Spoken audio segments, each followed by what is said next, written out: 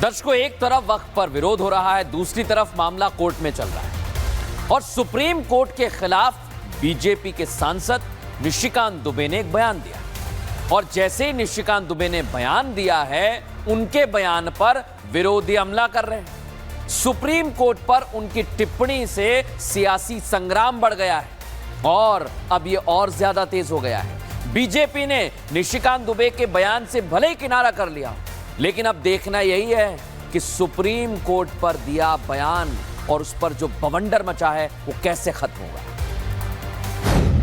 कानून यदि supreme court ही बनाएगा तो संसद भवन बंद कर देना चाहिए।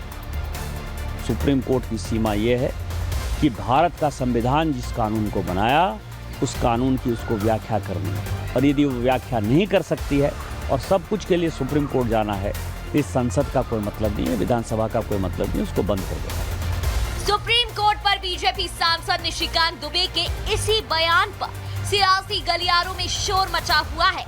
पूरा विपक्ष इस मुद्दे को लेकर बीजेपी पर हमलावर है।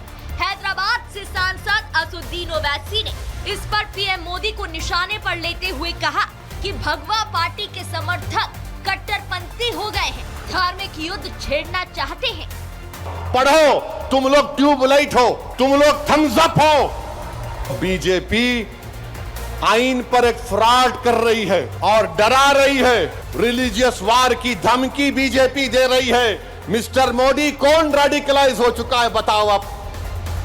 सत्ता में आप है, आपके लोग रेडिकलाइज हो चुके हैं। इक़्तिदार आपके पास है, कल नहीं रहेगा इंशाअल्लाह ताला। कांग्रेस नेता हुसैन दलवाई भी बीजेपी पर सवाल उठा रहे हैं और आरोप लगा रहे हैं कि बीजेपी सुप्रीम अदालत के खिलाफ माहौल तैयार कर रही है। इस तरह से बात करना मेरे ख्याल से न्याय व्यवस्था ही के धज्जे उड़ाने की बात चली है। ऐसा है कि आप एमपी हो क्या हो, आपको सारे अधिकार है, इसका मतलब ये नहीं कि आप न्याय व्यवस्था के खिलाफ बोलेंगे। हमारी न्याय व्यवस्था ऐसी है कि वो गार्ड करती है यहाँ की संविधान, यहाँ के लोगों के हक, इसका संरक्षण करना ये उनका काम है और वो करते हैं। उनके खिलाफ इस तरह से वातावरण तैयार कर रहे हैं बीजेपी वाले, जिस ढंग से राजनीति कर रहे हैं वो संविधान मानते नहीं, ये सिद्ध हो रहा है। कई विपक्षी नेता निशिकांत दुबे के खिलाफ एक्शन की मांग कर रहे हैं, हो हल्ला कर रहे हैं, आरोप लगा रहे हैं कि झारखंड के गोड्डा से बीजेपी सांसद निशिकांत दुबे ने सुप्रीम कोर्ट की अवमानना की है। निशिकांत दुबे के बयान के बाद बीजेपी के कार्यकारी अध्यक्ष जेपी नड्डा ने साफ साफ कह दिया है कि ये उनका व्यक्तिगत बयान है, जिससे पार्टी का कोई लेना देना नहीं है। बीजेपी हमेशा से न्यायालय में विश्वास रखती है और न्यायाधीशों का सम्मान करती है। निशिकांत के बयान पर हल्ला काट रही विपक्ष को लेकिन शिवसेना उद्धव गुट के सांसद संजय राउत का बयान दिखाई नहीं दे रहा, जिन्होंने निशिकांत दुबे के बहाने पूर्व सीजेआई चंद्रचूड़ पर निशाना साध दिया है। क्या निशिकांत दुबे उस बारे में बात करना चाहते हैं क्या? डीवाई चंद्रचूड़ की जजमेंट के बारे में? क्या आप जाकर किसी भी मस्जिद को खोज सकते हो, नीचे मंदिर है या और क्या है देखने के लिए? शायद मुझे लगता है वो चंद्रचूड़ को निशाना बना रहे। निशिकांत के बयान पर सियासी बवंडर खड़े करने वाला विपक्ष एक बार फिर संविधान खतरे में है वाला राग अलाप रहा है, लेकिन अब देखना ये होगा कि सुप्रीम कोर्ट पर यह बवाल कहां जाकर खत्म होगा। और दर्शकों, अब आपको लेकर चलता हूं संभल, जहां उत्तर प्रदेश में योगी राज आने के बाद ना तो गुंडई बची है, ना गुंडई करने वाले बदमाश। क्यों कह रहा हूं मैं?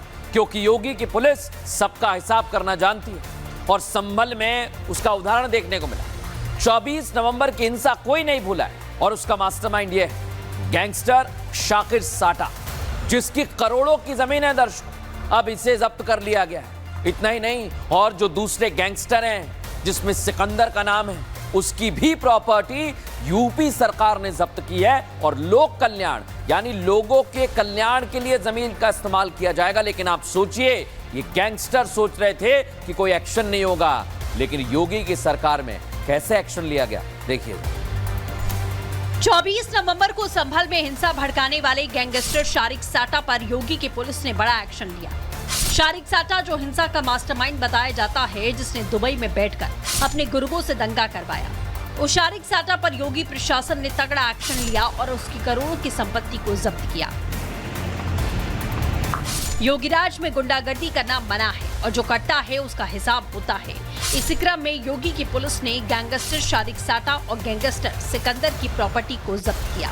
जनपद संभल में अपराध एवं अपराधियों की गतिविधियों पर अंकुश लगाने के लिए और पर्टिकुलरली गैंगस्टर एक्ट के तहत कार्रवाई को और पुख्ता करने के लिए पुलिस के द्वारा पिछले कुछ महीने से जो शारिक साटा जो गैंग है, जो ऑटो लिफ्टर गैंग है, और उनके द्वारा 24 नवंबर को संभल इंसाफ में भी पार्टिसिपेट किया गया था और लोगों की हत्या की गई थी। आज ये गैंगस्टर के सेक्शन 15 के तहत 2 करोड़ 31 लाख रुपए की बहुमूल्य प्रॉपर्टी है, वो सरकार में विलित कराई गई है। बताया जा रहा है कि तुर्तीपुर इलाहा में 261 वर्ग मीटर की प्राइम प्रॉपर्टी खरीदी थी। ये संपत्ति शारिक की पत्नी गुले रोशन और सिकंदर की पत्नी सजा परवीन के नाम पर थी। 2011 में इस संपत्ति को गैंगस्टर एक्ट के तहत में अटैच किया गया। गैंगस्टर एक्ट की धारा 4 के मुताबिक संपत्ति के मालिक को ये साबित करना होता है कि ये संपत्ति वैध तरीके से खरीदी गई है, लेकिन कोई वैध दस्तावेज पेश नहीं होने के बाद एक्शन लिया गया। सेक्शन 4 जो उसका है गैंगस्टर एक्ट है, वो ये बताता है कि गैंग या उसके सदस्यों के पास जो भी संपत्ति है और वो अपराध से अर्जित हो, तो जो व्यक्ति उस जमीन को क्लेम करता है उस व्यक्ति को ही प्रूव करना है कि वो संपत्ति कहाँ से लाया है। इन लोगों को कई मौके देने के बावजूद ये लोग ये नहीं बता पाए कि ये संपत्ति इन्होंने जराइम की दुनिया के अलावा जो अर्जित किए गए धन है उससे की गई है। गैंगस्टर की 2 करोड़ 31 लाख की संपत्ति जब्त कर लोक कल्याण के काम में संपत्ति का इस्तेमाल किया जाएगा। इस जमीन का उपयोग है वो सरकार के द्वारा लोक कल्याणकारी कार्य के रूप में किया जाएगा। यूपी में योगी सरकार आने के बाद गुंडों, बदमाश और माफिया का हिसाब हो रहा है। माफिया और गैंगस्टर की संपत्तियों पर एक्शन लेकर गरीबों के लिए मकान बनाकर उनका विकास किया जा रहा है। और अब संभल में दर्शकों एक बार फिर माहौल खराब करने की कोशिश की जा रही है और वहां पर फिलिस्तीन के समर्थक आ गए। वहां पर फिलिस्तीन के समर्थन में पोस्टर लग गए और इजरायली प्रोडक्ट को बायकॉट करने की मांग उठने लगी है। ऐसी मांग नूह में तबलीगी जमात में कलम ने आपको दिखाई थी ना दर्शकों, और आज फिलिस्तीन में देखा और लोग आवाज उठा रहे हैं फिलिस्तीन के समर्थन में। और पुलिस ने अब वहां का सीसीटीवी देख लिया है और सीसीटीवी के आधार पर संभल में जितने भी फिलिस्तीन प्रेमी हैं, समर्थक हैं, इनकी तलाश की जा रही है। कैसा एक्शन लिया जा रहा है दिखाते हैं आप। एक तरफ हरियाणा के नूह में तबलीगी जमात का मेला लगा हुआ है, जहां इजराइल के विरोध में पोस्टर लगे, तो वहीं यूपी के संभल में फिलिस्तीन के समर्थन में पोस्टर लगे।